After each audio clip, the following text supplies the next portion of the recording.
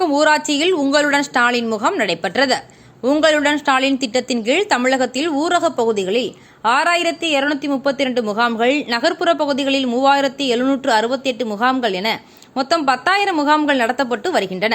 இதுவரை நடத்தப்பட்ட 4419 முகாம்களில் 36,49,399 மனுக்கள் பெறப்பட்டு உடனடி தீர்வு காண முடியாத மனுக்களுக்கு விளக்கமும் வழங்கப்பட்டுள்ளதாக சமீபத்தில் மா. சுப்பிரமணியன் தெரிவித்திருந்தார். இதன் தொடர்ச்சியாக செங்கல்பட்டு மாவட்டம் திருப்போரூர் சட்டமன்ற தொகுதிக்குட்பட்ட கேளம்பாக்கம் ஊராட்சியில் உங்களுடன் ஸ்டாலின் நிகழ்ச்சி கேளம்பாக்கம் ஊராட்சி மன்றத்தில் மிக சிறப்புடன் நடைபெற்றது. இம்முகாமினை திருப்போரூர் வடக்கு ஒன்றிய செயலாளர், ஒன்றிய பெருந்தலைவர் SRL இதயவர்மன் பங்கேற்று துவக்கி வைக்கும் முகாமினை ஆய்வு செய்து மக்களின் கோரிக்கைகளை கேட்டறிந்ததுடன் கர்ப்பிணி பெண்களுக்கு ஊட்டச்சத்து பெட்டகங்களை வழங்கினார்.